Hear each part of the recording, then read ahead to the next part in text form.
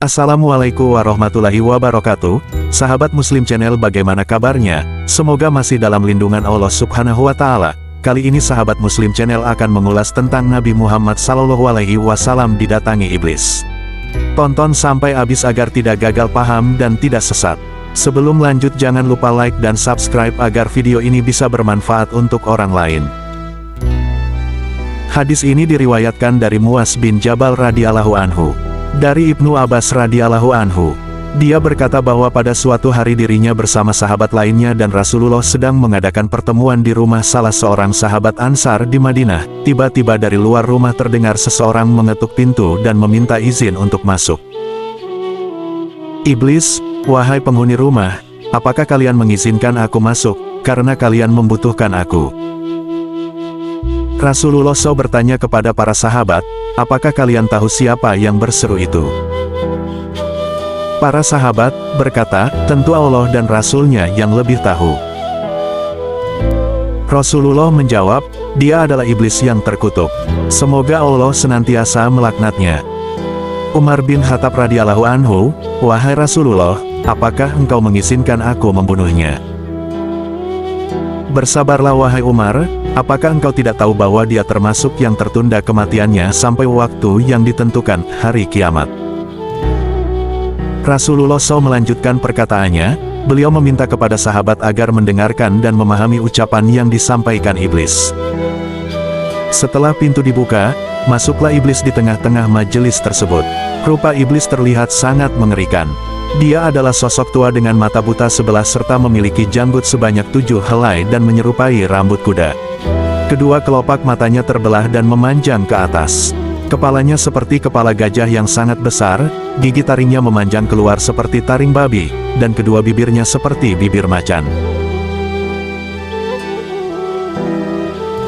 Iblis, Assalamu alaika ya Muhammad, salam untukmu wahai Muhammad. Assalamu alaikum ya jama'atal muslimin, salam untuk kalian semua wahai golongan muslimin.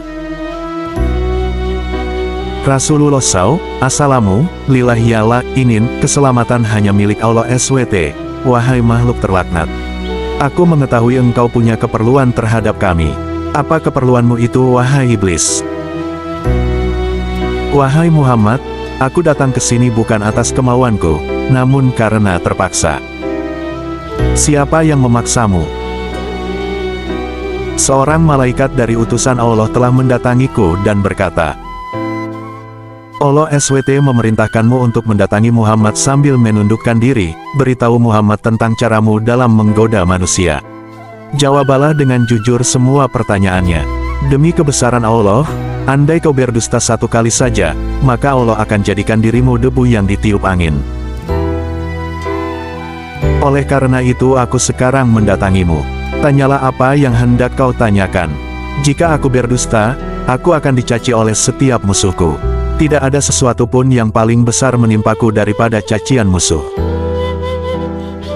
Rasulullah selalu bertanya kepada iblis, kalau kau benar jujur, siapakah manusia yang paling kau benci? Iblis segera menjawab, kamu dan orang sepertimu adalah makhluk Allah yang paling aku benci. Siapa selanjutnya? Pemuda yang bertakwa yang memberikan dirinya mengabdi kepada Allah SWT. Lalu siapa lagi? Orang alim dan wara, loyal. Lalu siapa lagi? Orang yang selalu bersuci. Siapa lagi? Seorang fakir yang sabar dan tak pernah mengeluhkan kesulitannya kepada orang lain. Apa tanda kesabarannya? Wahai Muhammad, jika ia tidak mengeluhkan kesulitannya kepada orang lain selama 3 hari, Allah akan memberi pahala orang-orang yang sabar. Selanjutnya apa? Orang kaya yang bersyukur. Apa tanda kesyukurannya? Ia mengambil kekayaannya dari tempatnya, dan mengeluarkannya juga dari tempatnya. Orang seperti apa Abu Bakar menurutmu? Ia tidak pernah menurutiku di masa jahiliyah, apalagi dalam Islam. Umar bin Khattab, demi Allah setiap berjumpa dengannya aku pasti kabur. Utsman bin Affan, aku malu kepada orang yang malaikat pun malu kepadanya. Ali bin Abi Thalib, aku berharap darinya agar kepalaku selamat, dan berharap ia melepaskanku dan aku melepaskannya. Tetapi ia tak akan mau melakukan itu.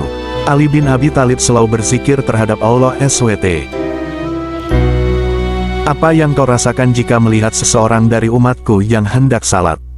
Aku merasa panas dingin dan gemetar. Kenapa? Sebab, setiap seorang hamba bersujud 1 kali kepada Allah, Allah mengangkatnya 1 derajat. Jika ia berhaji, aku seperti orang gila. Jika ia membaca Al-Quran, aku merasa meleleh laksana timah di atas api. Jika ia bersedekah, itu sama saja orang tersebut membelah tubuhku dengan gergaji. Mengapa bisa begitu?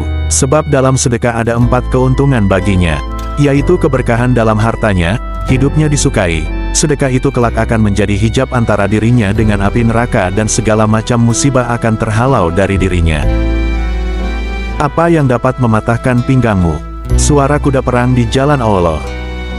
Apa yang dapat melelehkan tubuhmu? Taubat orang yang bertaubat. Jika seorang umatku berpuasa, tubuhku terasa terikat hingga ia berbuka. Apa yang dapat membakar hatimu? Istighfar di waktu siang dan malam. Apa yang dapat mencoreng wajahmu? Sedekah yang diam-diam. Siapa teman tidurmu? Pemabuk. Apa yang dapat memukul kepalamu? Salat berjamaah. Siapa utusanmu? Tukang sihir. Apa yang paling mengganggumu? Majelis para ulama. Apa yang membuatmu gembira? Bersumpah dengan cerai. Bagaimana cara makanmu? Dengan tangan kiri dan jariku. Siapa kekasihmu? Orang yang meninggalkan salat Jumat. Di manakah kau menaungi anak-anakmu di musim panas? Di bawah kuku manusia.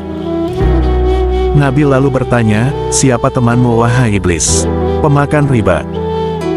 Siapa manusia yang paling membahagiakanmu? Orang yang meninggalkan salatnya dengan sengaja. Siapa sahabatmu? Pezina.